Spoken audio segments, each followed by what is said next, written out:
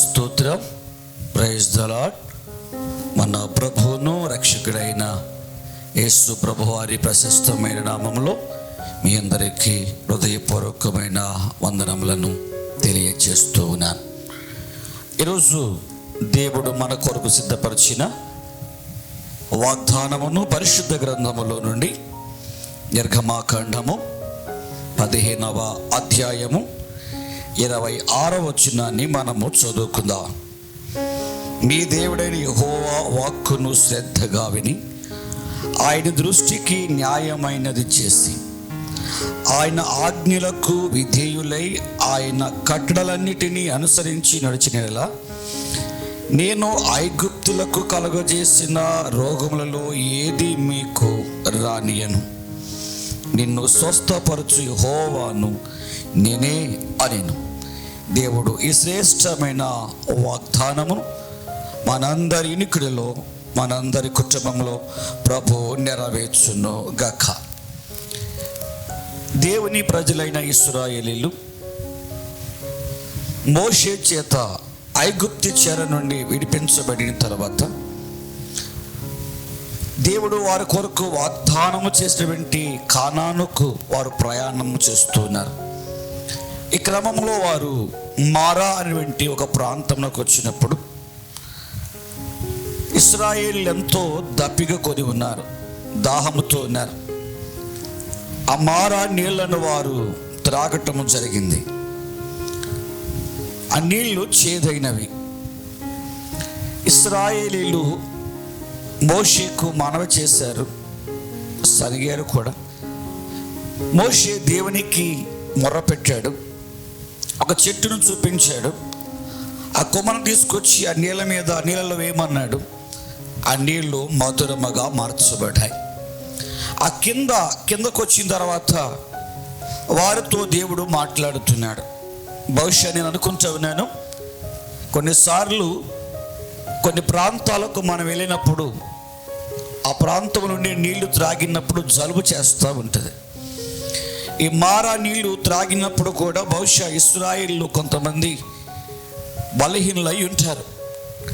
అందుకు దేవుడు అన్నాడు కదా, నిన్ను స్వస్థపరచు యెహోవాను నేనే అంటున్నాడు. అయితే దేవుడు స్వస్థపరచడానికి 4 శ్రేష్టమైనటువంటి కండిషన్స్ పెడుతున్నాడు. నేను మిమ్మల్ని స్వస్థపరచాలి అంటే, మిమ్మల్ని బాగు చేయాలి అంటే, ఈ 4 విషయములలో మీరు ఆసక్తి కలిగి జరిగించినట్లయితే తప్పక నేను మిమ్మల్ని స్వస్థపరుస్తాను అంటున్నాడు. ప్రభువు స్వస్థపరచడానికి ఏం చేయమన్నాడంటే, 1, దేవుని వాక్యమును శ్రద్ధగా వినాలి. చాలామంది మందిరానికి వస్తూ వెళ్తూ ఉంటారు, కానీ దేవుని వాక్యమును శ్రద్ధగా వినరు. అందుకనేమో అనేక మంది బలహీనలు అవుతూ ఉంటారు.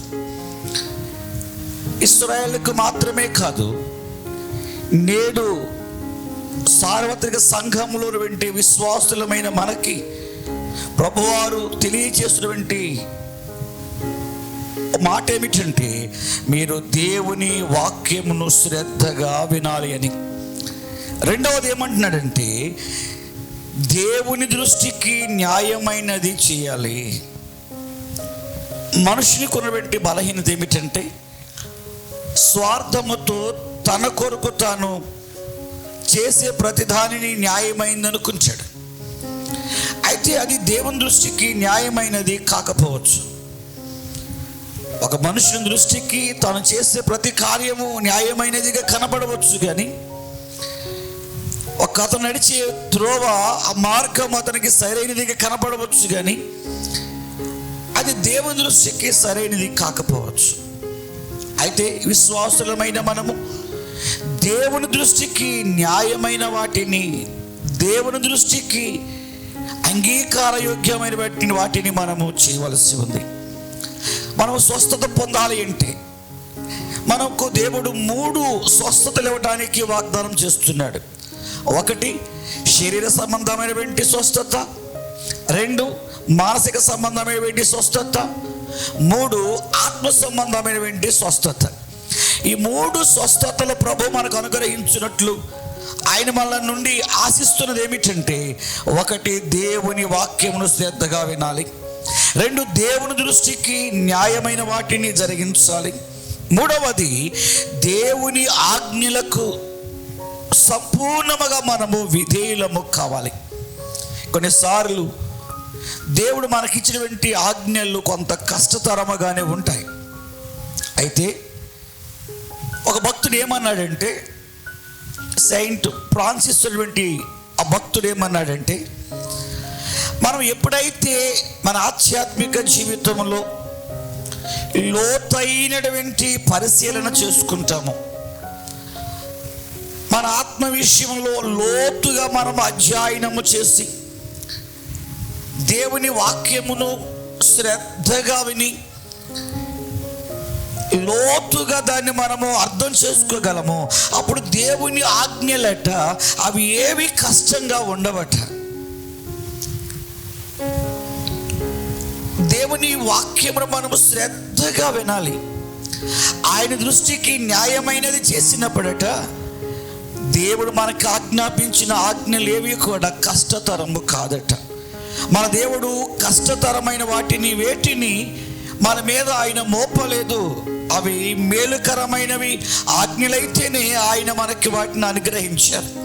నాలుగవది ఏమన్నారంటే, దేవుని కట్టడలను అనుసరించి నడుచుకొనవలెను. ఆయన మనకి కొన్ని కట్టడలను విధించారు. ఎవరైతే వాటి విషయంలో వారు తూచా వాటిని అనుసరిస్తారో వారికి ఈ 4 దేవుని దృష్టికి అనుకూలమైన వాటిని జరిగించే వారికి ఆయన ఇస్తున్నటువంటి వాగ్దానం ఏమిటంటే, నిన్ను స్వస్థపరచు యెహోవాను నేనే.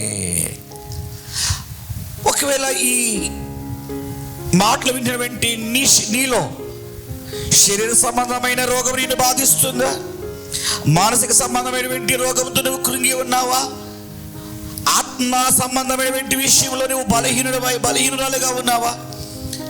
ఈ 4 దేవుని దృష్టికి అంగీకారమైనవి చేయటానికి ఈరోజే ఒక చక్కటి తీర్మానం తీసుకోగలిగినట్లయితే, ఈరోజే ఆయన నీ కొరకు చేసినటువంటి వాగ్దానమును నీ పక్షంగా, నీ కుటుంబ పక్షంగా నెరవేర్చడానికి ఇష్టపడుతూ ఉన్నాడు. నేను ఒక్కొక్క వచనం చదివి నేను ముగిస్తాను.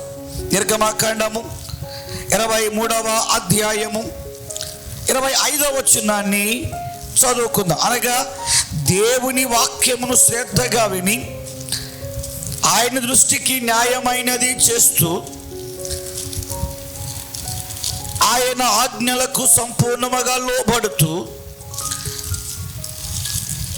ఆయన కట్టడలన్నిటిని అనుసరించి నడుచుకున్నప్పుడు స్వస్థపరచడం మాత్రమే కాకోకుండా 23వ అధ్యాయం 25వ వచనం, నీ దేవుడైన యెహోవానే సేవింపవలెను.